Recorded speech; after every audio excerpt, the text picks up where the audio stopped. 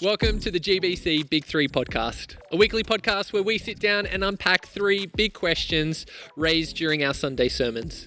I'm your host, Matt Willis, and joining us back again on the Big Three couch after what can only be described as a lifetime is Jodine Watling. Jodes, where have you been? What have you been doing? Tell me everything, but tell it to me quick. Look, like I think the rest of people, I've been power walking around my suburb and investigating and finding new places to walk. So that's been great. I've been out stand-up paddleboarding and I think doing a deep spring clean of everything I can find. I've got to admit, catching up and chatting about what's been going on, I feel like you've been living your best ISO life. I have been living my best ISO life, thanks. Thanks for asking. Just flourished. Flourishing, yes. It's that silver lining. It's beautiful. And back again after another cracker of a message on Sunday, we have Mark Rader. Now, Mark, you kicked us off in a series in the book of Hebrews. What led you to choosing that epistle? What makes it significant for us at this time? I think the critical piece in it is the warning that the whole book is wrapped around. That warning of drifting away from Jesus. And it just occurred to me, I think initially, one of our concerns as a staff and as a leadership is that we want to, create an online, service, for instance, that people can still attend and feel connected to. And, I'd be lying if there wasn't that kind of lurking fear that people are going to kind of drift away from us. Yeah. And just kind of that realization that that's not actually the big fear here. Drifting from Gaimea is not the problem. It's the opportunity to drift away from Jesus. And just knowing in my own life the power of routine and those regular rhythms.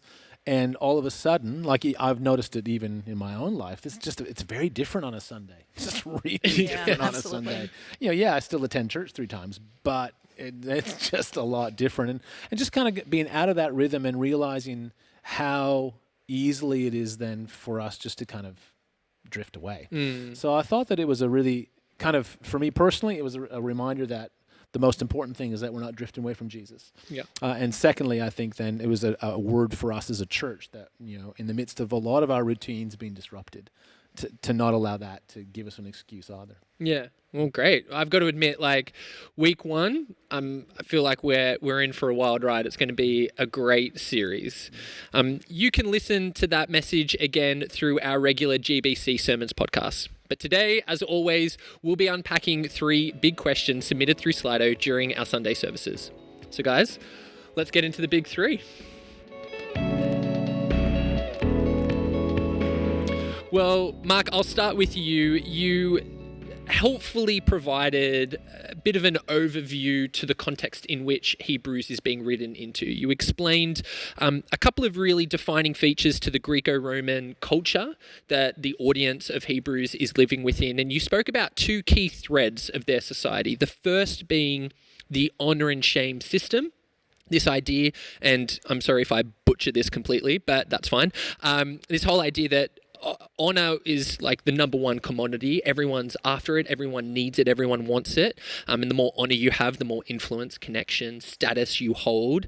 But having said that, to do something dishonorable meant that you would have shame, that your family, friends, people who knew you could potentially be shamed as a result.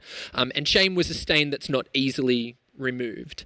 And then that would then play into this second thread that you spoke about, which was a pretty defining feature for Hebrews, which is this patron-benefactor relationship. The patron was someone who had a lot of honor, a lot of connection and status, and so they'd use that to benefit their benefactor, keep them connected and whatnot, and then the benefactor would then give more honor to their patron.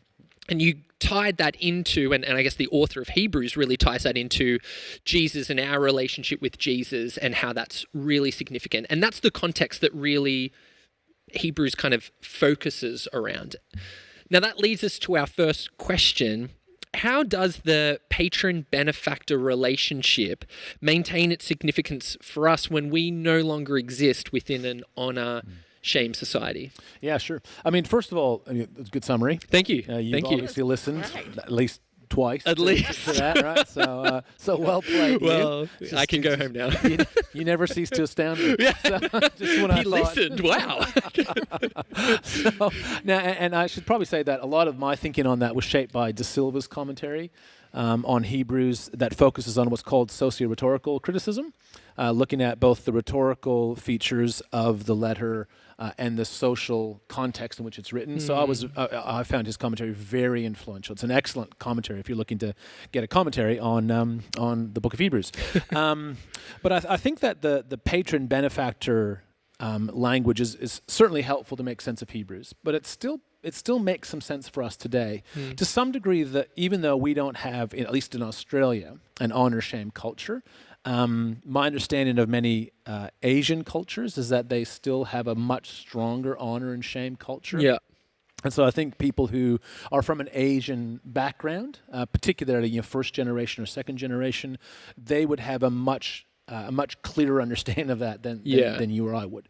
But I think the patron benefactor language still kind of works for us today because it's the representation of that phrase. It's not what you know, it's who you know. Yep. Right, and we've all had those experiences where something that for most people is really complicated becomes easy for us because I knew somebody. Right, like I knew somebody and they connected me directly to this person who kind of got me through kind of priority. And when it happens, when we don't receive that, we feel like it's been an injustice. We're usually happy to be the one who benefits from it, right? Absolutely. And and I think, and that's largely how the world works. Like you bump up against something, you think, oh, who can I call?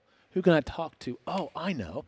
I'll call Matt because he knows someone, or whatever it might be. I'll chat to Jodes because she used to work for that organization, and maybe she knows someone that I can talk to. That just kind of smooths things a little bit.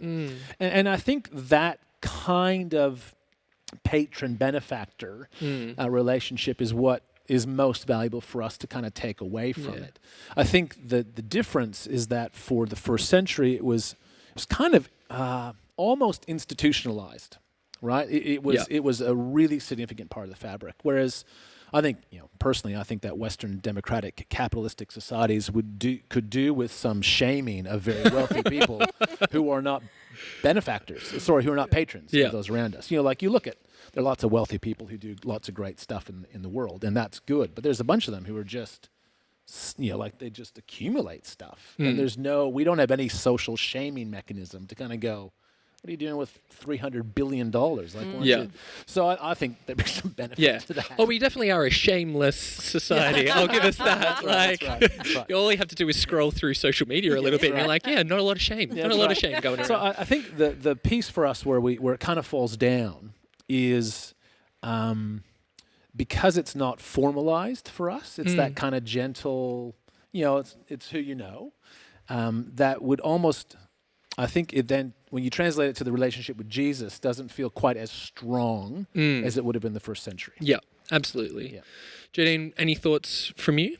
Yeah, it was really interesting to think because obviously being from Australia from a Western kind of cultural perspective, we're not honour and shame, but we're more good, bad, right, wrong, guilt, innocence. So honour and shame doesn't necessarily motivate us whilst we can experience it. I guess for us, it's more like it is really, really good and healthy, and just the best thing you can do is to follow Jesus so you don't drift. Like that's the framework we would put it in. Yeah.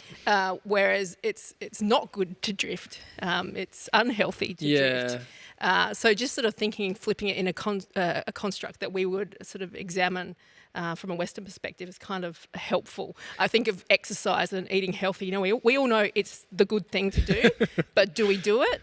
No. But I also think guilt isn't a great motivator to get you to do something. So I think understanding the goodness of exercise and eating healthy, or understanding the goodness of Jesus, is the thing that's going to motivate us towards him. Yeah. I think one of the other kind of cultural frameworks is actually competition. Yeah. We talk about winning at life. Yes. Totally. Yes, we do. And so I think that there's also a competitive edge to our culture that I think also perhaps frames up for us how we think then about life in faith. Like so often we think about we think about what's good for us Yeah. in order that we might get ahead. Yes, Yes. absolutely. I think that's one of the reasons why that whole wealth and health prosperity gospel kind of is so insidious, Yeah. because it speaks into not just the good of wealth and health and all that sort of stuff, but I'm winning. And with God in my corner, I'm going to get ahead and I'm going to experience the blessing. And we put all the Christian language around it. Yeah. I think that's interesting because as soon as you said it, I was like, yes, we like that competitive nature is definitely, I think, a really significant driving force for us. That whole I want to win, I want to be ahead, I want to be perceived as successful, and the idea of failure. I don't want to be vulnerable, I don't want people to see my weaknesses, all that kind of stuff. Well, and capitalism too. Yeah. Like I totally see that. I think one of the difficulties though is in comparison to like first century Greco-Roman culture is back then it was all agreed upon around what gave you honor and what gave you shame. Whereas in our society, it's subjective. Winning to me is the following Jesus, is the living my life in line with his teachings. That's losing for someone else. And so that that shade of gray can again make it difficult. Well, except that's exactly the point that the author to the Hebrews is trying to make, because he's got a group of people who are following after Jesus, and they are now beginning to act in a shameful way. And he's trying to say to them, listen, this is shameful. This is shameful what you're doing. You're thinking of drifting away from Jesus. What do you like? How could you neglect this? You wouldn't neglect a patron in your real life, right? So like, why would you? And so I think what he's trying to do is they've made a decision to follow after Jesus because they thought that was the honorable thing to do. They're struggling now with how that works in their wider culture, and so I think it does work, whether you frame it up as, we see following Jesus as the good or as winning. It doesn't really matter what framework you use within that. There'd be lots of people in our society and culture who would say, no, following Jesus means you're losing. Following Jesus is not the good. Like it's just this, whatever, however they want to frame it up. And I think one of the things that the book of Hebrews is trying to do is try to reassert that community, right, where you get your values. Why is it so important to continue to meet together? It's important to meet together because you support each other's values. You reinforce the values that we live by. And what are the values we live by? Where Jesus is the good, where Jesus is winning, where where Jesus is honorable. So I think it does. It's still compatible with the overall message. In that wider context. Yeah, absolutely. And I think I just find it very helpful when we bring scripture into our modern context, because sometimes bridging that gap can be hard for us. So great stuff. Love it. Well, moving on, Mark, I'll come back to you. Obviously, this section of passage in Hebrews, the first few verses of chapter 2, it's a warning against drifting away. And, we've spoken about that a lot already. And I guess the thing that you mentioned was that this community, they weren't necessarily renouncing their faith. They weren't making overt kind of declarations of I'm walking away. But, it was this subtle, slow process of just moving away from Jesus. And I guess that's the thing about drifting away. There is a subtlety to it. It can happen you can be quite unaware of it. And I guess if I can push the analogy a bit too far, growing up on the coast of Australia, in the beach, you can be past the break before you realize you're in a rip. And it's not until you start trying to swim back that you realize how far you've gone and how much is pushing you in another direction. And so it just kind of got me thinking around this whole idea that drifting away, it is subtle, it is silent, and it can actually happen quite fast. And it's from that our second question stems from.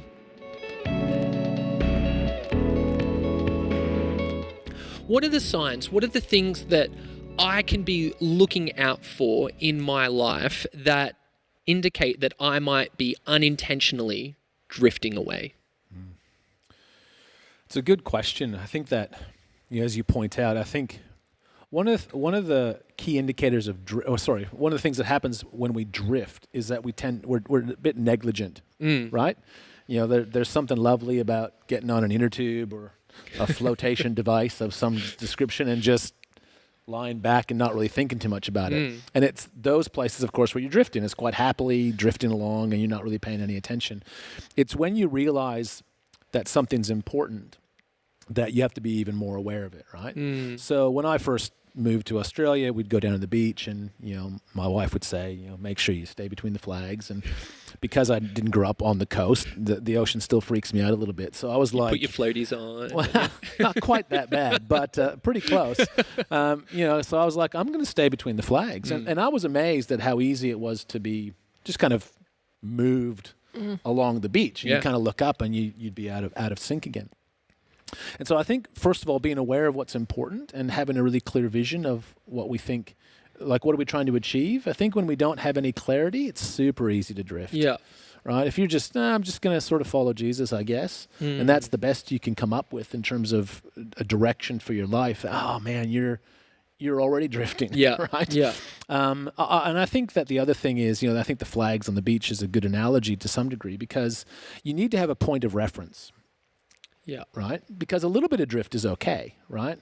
You can drift anywhere between the flags, right? And you're still in the safe zone. And if you get a little bit outside of them, that's okay too. You just want to be able to say, well, where am I in relationship to the safe place to swim? Oh, okay, I'm a little bit outside, so I can move, be deliberate about moving back in. And so I think it's that clarity of what we're trying to achieve or who we're trying to become. Of the things that we want to be growing in, the virtues that we hope to see develop and take root in our lives, the vices that we hope to see rooted out of our lives. Yeah. Have some clarity and a marker really helps us drift. Because if you don't have that, then who's to say that you've drifted anywhere? Yeah. Like nondescript landscape, maybe I've drifted, beats me. 100 meters, 200 meters, 5 kilometers, don't know.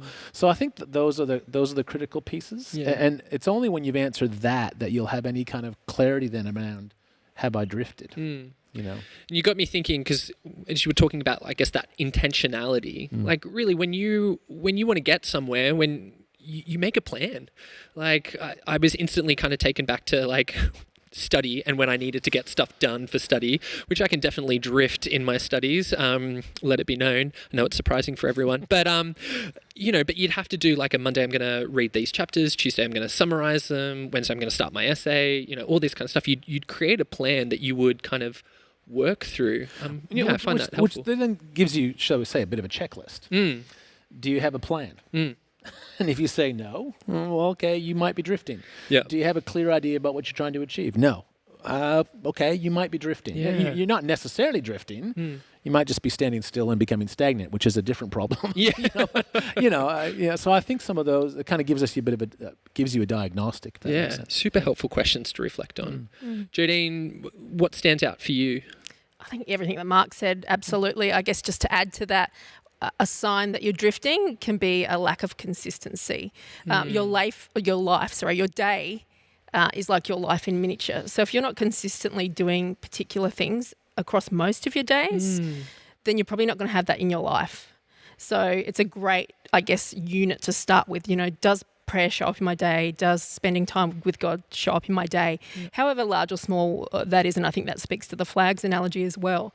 But if I'm not consistent in something, then obviously I don't value it as well. So I guess looking at what you're consistent in, and also looking at what you're consistent in the not so great areas as well. I had a bit of a revelation a couple of weeks ago or months ago about procrastination. I didn't think I was a really big procrastinator. But now I realise I actually am, and it's a form of self-sabotage. So I might be doing something and I'll quickly flick on my phone and just look at something, because it's just like an immediate relief from actually having to focus on the thing. Or I might go and do something that's still really good and helpful and appears to be like a good thing, but I'm not actually focusing on my task. Yeah. And I realised how inconsistent, or how consistent I was at procrastinating, but in small amounts across the whole day. So when you look at the miniature things in your day, it starts to kind of, I guess, helps you unpick the puzzle of your life, and then how you can get consistent across your whole life in the things you really want to value and spend time in. Yeah. I think that idea of how easily we can be distracted, I think that also plays a part in it. We need to maybe have a bit of a, we've talked about this before, a life audit. What are the things that are distracting us? Because yes, there are things within us that maybe we're not being intentional about that can result in drifting away. But, there's also an external force that I think plays a role in our drifting away. And I think sometimes identifying the things in your life. I think, like, for me, Jodes, you and I cut from the same cloth. Like, my phone is like, seriously. And I listened to a podcast the other day, and it was talking about like mental health, and it was just talking about how your phone, like, we're seeking positive emotion, but we go to our phone and we don't receive it, but we think that we will, and that's why we're constantly going back to our phone. Like, man, the amount of times within an hour period that I pick up my phone, it's ridiculous. But, like, small example of just the distractions that I think, play a role in our drifting away. What are the distractions that are happening in your life? I think our life actually gives us more clues than we're willing to admit, and we have to really observe it. And there's a lot there for us to learn if we've got the capacity, and I guess can slow down and look at our lives honestly. Yeah, great. I think it's a good segue into our third and final question. Obviously, something that you said, Rada, in your message was that, the reason that this community were drifting away was they just weren't paying enough attention to Jesus. I'm going to admit, when you said that, the voice in my head kind of was like, yeah, but what is enough? And I know that the Christian biblical response is we need to give all of ourselves, like everything that we've got needs to go to Jesus. And that is true, and that is right, and that is good. But I do feel that has become, an unhelpful Christian cliche if it's left as just that, the bumper sticker, give your whole self to Jesus, pay more attention to Jesus. So this is where our third and final question is coming from. What does it look like to pay more attention to Jesus in our everyday life moments, which is ultimately the flip side to question 2. Like, they were the things that lead us to drift away. What are the things that can bring us back in? Yeah, I think I share your, I'm not sure if it's a frustration, but that sense of how much is enough. And I kind of just come back to the drifting analogy for a moment. There are times when it's nice to just drift, right? But that has to be drifting for pleasure rather than drifting away from something that's important, right? So I think there's time for rest and relaxation, all that kind of stuff. I think one of the most helpful things to keep in mind when we're talking about our relationship with Jesus is that it's a relationship with Jesus. Yeah. And I think it's so easy for, I have no idea about other religions, but I know for Christians to want to quantify everything in the relationship with Jesus. And we can then end up feeling like it's never enough, and we don't do nearly enough, and how much is enough? And those are questions that speak to a dysfunctional relationship. Yeah. Right. So if in your relationship with a really close friend, or with your spouse, like, if you're constantly thinking what I'm doing is not enough, what does that say about your relationship? Like, it says that something's not quite right. The most fulfilling relationships are the ones where you feel like who I am is enough. But at the same time, in those relationships that are most significant and most meaningful, you always want to kind of grow those relationships. You want to deepen those relationships. And I think that's a helpful analogy. We're on the journey, according to the New Testament, of becoming like Jesus. And so I think that's where we get into that quantified kind of list of, okay, well, how like Jesus am I today versus how like Jesus was I yesterday? Am I more or less? And if I'm less, then what have I done wrong? And all of those sorts of things. But the relational component of it, I think, does help us sort of crack that nut a little bit. You'd like to think, we've all seen those, those lovely, those couples who've been married for 65 years, right? And they're just super comfortable with each other, but there's this deep and profound respect for each other, a love for each other, an honor of each other, deep experiences. There's just loads that just get said without speaking any words. You kind of think, well, if that's the relationship that I want with Jesus, how do you then develop that? Well, it's going to take time. Yeah. It's going to take some investment in the relationship, right? And I think that's where it's a little bit trickier with Jesus in some regards, because you can't call him up and say, hey, let's go for a coffee, and wouldn't that be great though? Just it would FYI. it'd be a whole lot easier to kind of go, I have a relationship with Jesus, and actually going, all right, we caught up last week. And, Oh gosh, he paid for the coffees. Like, it was just. You'd hope so. Bless him. I own the cattle What on a 1,000 guy. hills and no cafes, so it's on you. But I think you'd want to be thinking through, relationally, what does it look like to have a deepened relationship? And I think it's when deep relationships are the ones where you want the person that you're in relationship with to succeed. So how much do we want the plans and purposes of Jesus to succeed? Wow. How often are we willing to do little things for our friends or those that we live with, or partners and whatnot, that just kind of make their life a little bit easier? Are we doing things that makes Jesus's plans and purposes in the world a little bit easier? Are we spending time in the Word? The kind of the classics. Are we taking some time to pray? But I think that there's the thinking of Jesus. That whole "what would Jesus do?" The old bracelet thing. I had one back in the day. Yes, I did. There's something to that.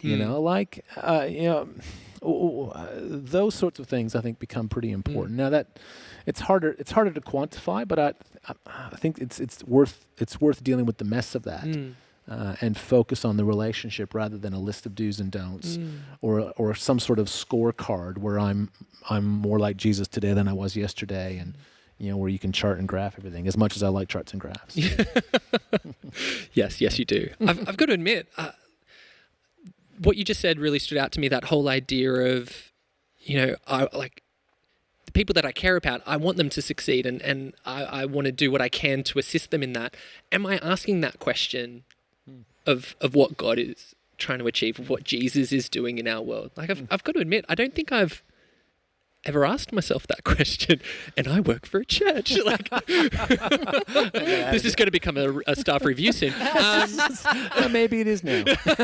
But gosh, like, what a great perspective to have. Like, what can I be doing today to further the work that Jesus is doing? Yeah. Not that I think that it's contingent on what I can bring. Like, Jesus don't need me to get things done, but. Man, but he's what invited a powerful, you too. Yes. And so I think it speaks into like generosity and being big-hearted. How can I use my resources? Is there something I could do today that would make Jesus' job in the world just a little bit easier? Yeah. In terms of how I speak or how I act or those sorts of things. I love that. That's such a profound question. I'm going to probably start asking myself that. Jodine, how do you see this playing out in life? I think sort of as Mark had talked about, it's starting with a place of generosity and compassion with ourselves. Often I think it's easy to rock up to our quiet time or whatever it is you do and start with a list of to-do things of the things I haven't done, the things I feel guilty for, the things I'm a mess in. But Jesus embraces those with compassion, and so should we. So I feel like that's a really great place to start and always start. And that's across your whole life because it's so easy to slide, I think, as a human back into those patterns of I guess just negating yourself and your inability to have a relationship with God. So that's a really great place to start. I think, as Mark said, being intentional, small things daily, small things often, other things which join up to make the big picture. I think too often we're so quick to jump to the New Year's resolution kind of thing. Like, all right, I'm going to be doing this. I'm going to be like super fit by the end of the year, and I'm going to be a killer Christian. By week 2, we've like completely forgotten it and are just binge watching Netflix.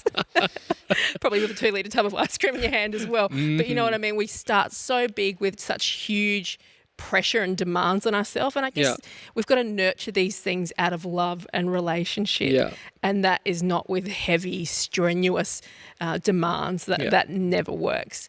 I think also doing it in relationship with other people, having an accountability partner, someone that you maybe just call up weekly and then maybe text once a week, to help you get through a season. It might be a seasonal thing. It might be a lifelong thing. I've heard of people in our church that have been praying together for 40, 50, 60 years, a weekly prayer thing, which you wouldn't think would amount to much every week. You think, what do we do?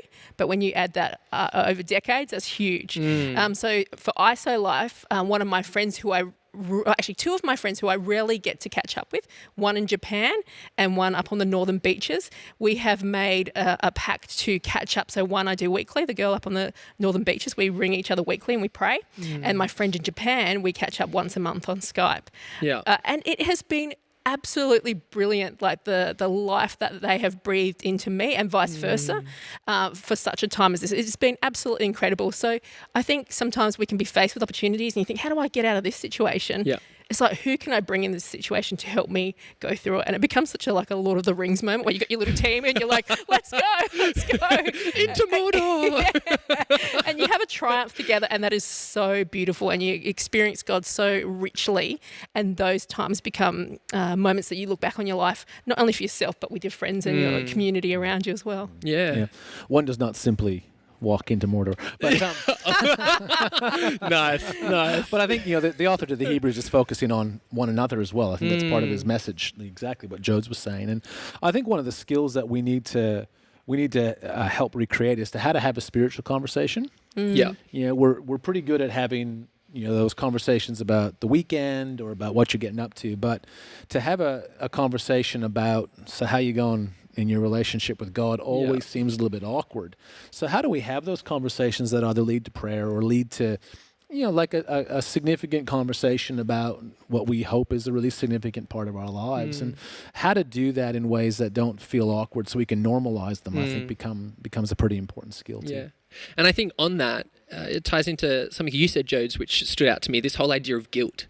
I think guilt, it has a power to let us drift away from Jesus, because we don't want to bring the ugly, right? Like even to God, when we can't physically see his eye roll or his reaction, whatever we think we're going to get from him.